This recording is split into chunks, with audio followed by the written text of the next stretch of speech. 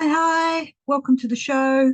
I'm carrying on with my little Gurdjieff rants for work. Are they rants? I don't know. But some people got in touch with my last show about the trustworthiness. And this, you know, I get a lot of questions. Do you know where the schools are? Do you know where the teachers are? I know a few people. I know you can look up groups online. Really, if you're looking for a group in your area, you're going to have to look up online yourself or perhaps try and, I don't know.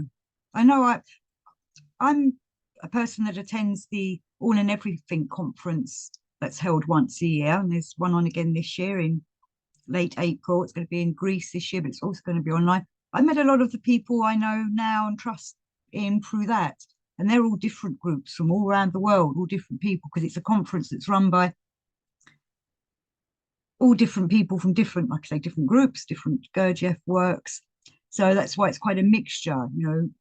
It's not run by any particular organization that's worldwide. It's just open for everyone to come along to that want to read the books, because this is a conference about Gurdjieff's books. So just a little plug for the conference there. But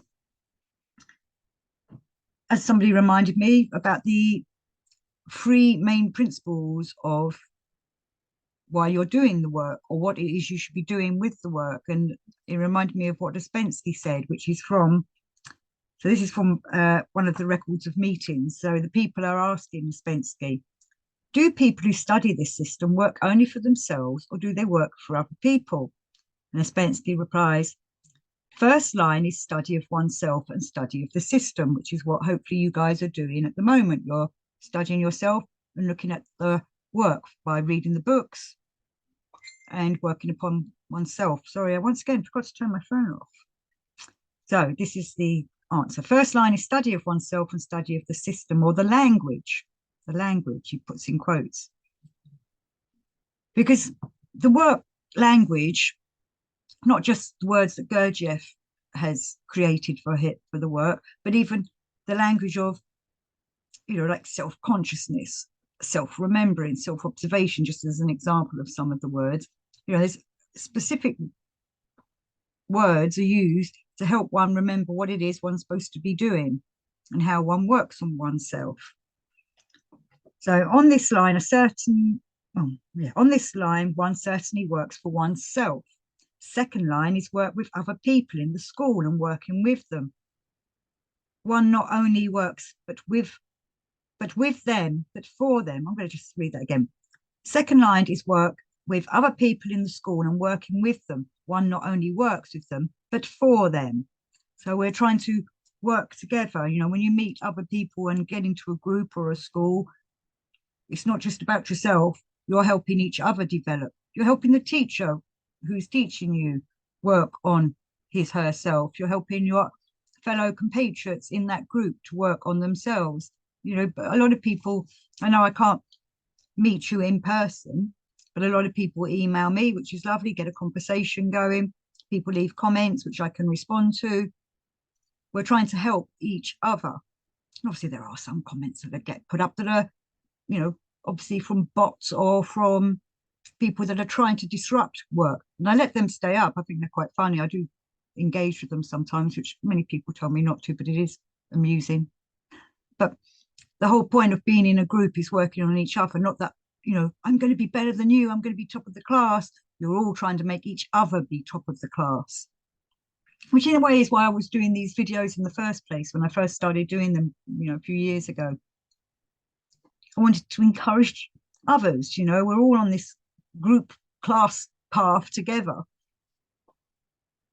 Third line, one works for the school. One must first understand the work of the school, its aims and needs. What is that school doing? I've known many groups over the years that I've been in. They start off with the right intentions, it's getting going, working, but then it becomes mechanical and then it's not doing the work. But if they're being aware of that, they change things so that they can keep the work going. Can't let it, what was it my friend was saying the other day about how things start doing things just for the sake of doing them rather than actually doing them because of the work developing. There's groups, they start doing it as a habit. becomes like a perpetual motion. That's what my friend was saying. It's like, is it still doing the work, or has it just become mechanical? And we don't want our work to become mechanical. We want to be doing the work. We don't want perpetual motion that's just doing the same thing over and over. We want perpetual motion that spreads out and moves us on with our studies. So I'm just going to read it. It's the same kind of quote, but it's from a different Ouspensky book. I think this is from the Record of Meetings #2. 3 lines of work. 1, study struggle with useless functions like identifying and negative emotions.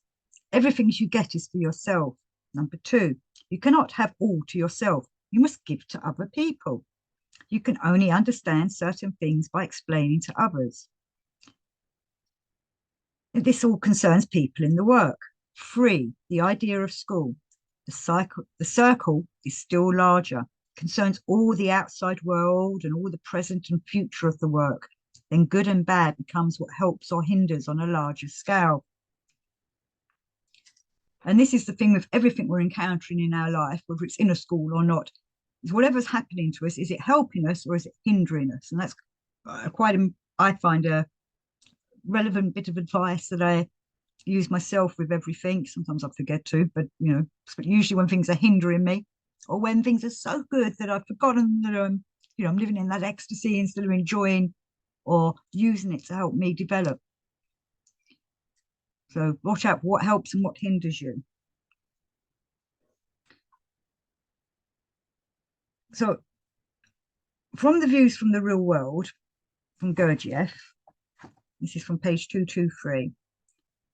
And he's talking about one of the students and whether he's developing or not. Someone's, obviously saying, oh, no, that person's not getting anywhere. And Gurdjieff says, even if he works 10 years with his mind, if he studies day and night, remembers in his mind and strives, he will achieve nothing useful or real, because in the mind, there is nothing to change. What must change is the horse's disposition. Desire must be in the horse and ability in the carriage. If you just go down the intellectual path, you're not developing. We need to turn that knowledge into wisdom, but we don't want to be just being intellectual. We must be feeling it. We must be using our body. We must be balancing ourselves out with all 3 centers. And I've met many people in the Gurdjieff work that are either too intellectual or too emotional. I myself swing between centers. It's very difficult to keep balance. But what's he on about the horse and the cart? And I'm sure many of you know about the horse and cart. And I'm going to do a few quotes from the All and Everything book, Beelzebub's Tales. Hold on, let me just get the right pages. So he's saying, for comprehensive clarification of the difference between that I, which should be in the common presence of a man without quotation marks, and we're trying to be a man and a woman without quotation marks. That is a real man, a person without quotation marks. And the pseudo I, which people today mistake for it, an analogy can be very well made. A man as a whole, with all his formed and independently educated personalities, is almost exactly comparable to that organization for conveying a passenger which consists of a carriage, a horse, and a coachman. In the first case, that of the real man, the passenger is the owner of the carriage. And in the second case, he is simply the first chance passer-by who is continuously being changed. So we think we're in charge of this carriage, but the person who's actually, like, in a taxi driver's driving along, and the person in the back gets dropped off somewhere and somebody else jumps in. That's all your different eyes jumping into that back seat for that taxi driver who you think is you in charge, just driving that eye to the next place. Right, where was I? In the first case, that of the real man, the passenger is the owner of the carriage. And in the second case, he is simply the first chance passer-by who is continuously being changed. The body of a man corresponds to the carriage, broken down. all the functionings and manifestations of feelings to the horse. Riding our horse, horses are in the emotional side. And then he says, a crock, like an old nag that's run down. Coachman is to that called consciousness or mentation, daydreaming. The coachman, the taxi driver's daydreaming away his life. In contemporary people, owing to abnormal methods of education, this fourth personality is entirely missing. And that fourth personality is the person in charge. So this picture of contemporary man is an inevitable result, chiefly because all the free parts formed in him, which should at the period of his responsible existence for pursuing a single aim, all together represent his entire whole, begin to live and to become fixed in their specific manifestations separately, one from another, never having been trained either to the requisite automatic reciprocal maintenance, reciprocal assistance, or to any reciprocal understanding. And thus, when concerted manifestations are required, they do not appear. So when we need our true selves, our real I, our proper functioning, it's not working. As he's saying here, the horse is a crock. Your horse is broken down, your car is broken down, your body's broken down, your emotions are broken down, your intelligence is broken down. And he says in other quotes, which I forgot to get out, that we need to feed the horse, make sure it's got good quality hay, because we want it to be a fit horse, a healthy horse. We need to make sure that that carriage that's driving us around is fully functional. It's working well. You've oiled the wheels, you've greased the mechanical parts inside it to make sure they're all working smoothly. You've made sure the engine's topped up with the right oil, or it's got best quality petrol, gas, or diesel, or whatever it is that drives your car in it to make it run at its best performance. But when we're living in our mechanical world and not doing this kind of work, we get run down from everything that goes on in our lives and we get easily distracted.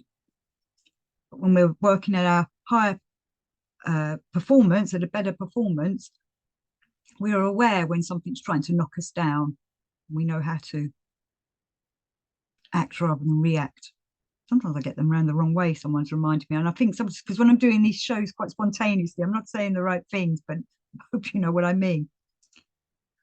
We want to act fully aware of what we're doing in a conscious way. And that just works much better when we're healthy mind, healthy body, healthy emotions. When we've worked on ourselves, our emotions like to trick us into feeling the wrong things or remind us of things from the past that make us go, ooh.